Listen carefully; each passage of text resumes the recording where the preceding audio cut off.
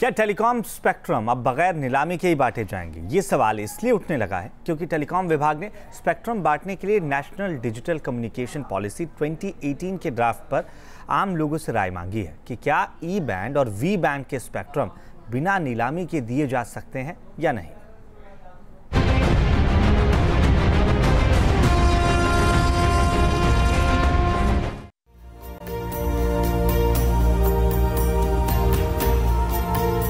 एक 1,76,000 करोड़ रुपए, यह आंकड़ा है जिसके अनुमान के नाम पर केंद्र की यूपीए सरकार को सत्ता से हाथ धोना पड़ा था। 2G स्पेक्ट्रम की नीलामी में सरकारी खजाने को हुए नुकसान के आरोपों के सालों बाद एक बार फिर वैसे ही नुकसान की आशंका खड़ी हो गई है।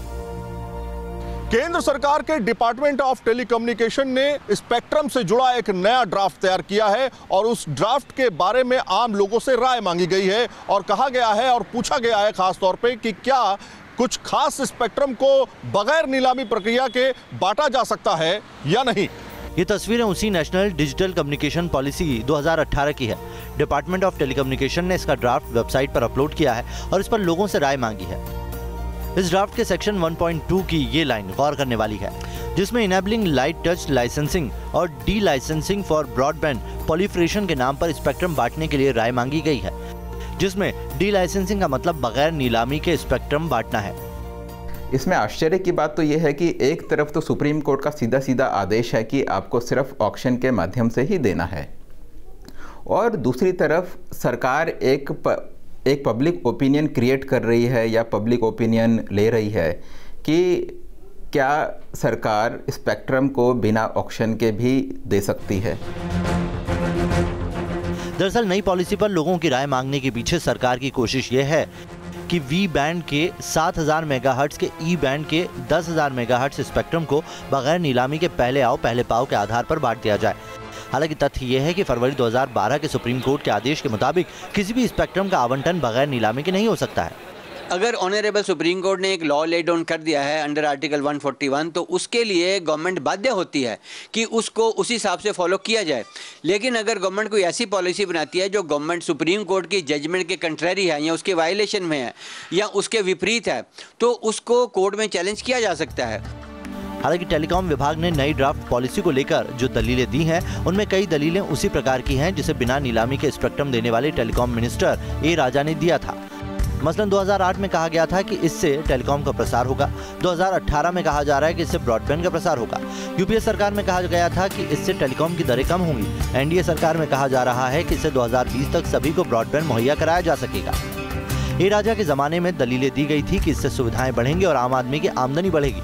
2018 में भी दलील दी जा रही है कि भारत के सामाजिक आर्थिक लक्ष्य को हासिल करने में मदद मिलेगी।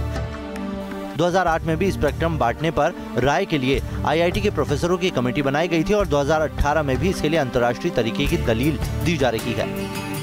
ये कहना कि अगर इसको ऑक्शन करेंगे तो कीमत बहुत ऊपर जा सकती है, अगेन मैं कहूँगा वो इमेजिनेशन है कि कीमत ऊपर जा सकती है, इररेशनल बिडिंग हो सकती है, वो इमेजिनेशन है। दैट इज फियर साइकोसिस। Why is that being created? जाहिर है सरकार ने सुप्रीम कोर्ट के स्पष्ट आदेश के बावजूद स्पेक्ट्रम बांटने के लिए नीलामी के अलावा दूसरे विकल्पों पर विचार करने की कोशिश की है। रिजवान आरिफ और अरविंद सिंह के साथ सैयद आमिर हुसैन, न्यूज नेशन, दिल्ली। अब आशंका ये है कि अगर सरकार बिना नीलामी के स्पेक्ट्रम बांटती है तो पूर्व सीएजी विनोद राय के फॉर्मूले के मुताबिक देश को 11,000 करोड़ से ज्यादा का नुकसान हो सकता है। 2G स्पेक्ट्रम के आवंटन में सरकार को हुए नुकसान के जो आंकड़े पूर्व सीएजी विनोद राय ने बताए थे, उसका आधार पिछली बार स्पेक्ट्रम नीलामी की राशि थी। इस लिहाज से टेलीकॉम विभाग की ओर से ई बैंड और वी बैंड के जिन स्पेक्ट्रम को पहले आओ पहले पाओ के आधार पर देने की तैयारी की जा रही है, उससे कितना नुकसान हो सकता है वो इस गणना से समझिए।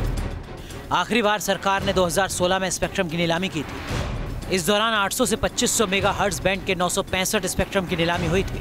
इस नीलामी में सरकार को 65,789 करोड़ रुपए मिले थे, जिसकी दर 68 करोड़ रुपए प्रति स्पेक्ट्रम की पड़ी थी। इस लिहाज से देखा जाए तो वी बैंड के 7,000 मेगाहर्ट्ज स्पेक्ट्रम की नीलामी से 4,77,225 करोड़ और 10,000 मेगाहर्ट्ज स्पेक्ट्रम की नीलामी से करीब 7 लाख करोड़ रुपए मिलने का अनुमान है। अगर हम पूर्व सीएजी विनोद राय का फॉर्मूला अपनाते हैं तो इस स्पेक्ट्रम की वैल्यू 11 लाख करोड़ से 12 लाख करोड़ के बीच होती है। गौर करने वाली बात यह है कि टेलीकॉम विभाग ने इस मुद्दे पर 2014 में ही ट्राई से राय मांगी थी।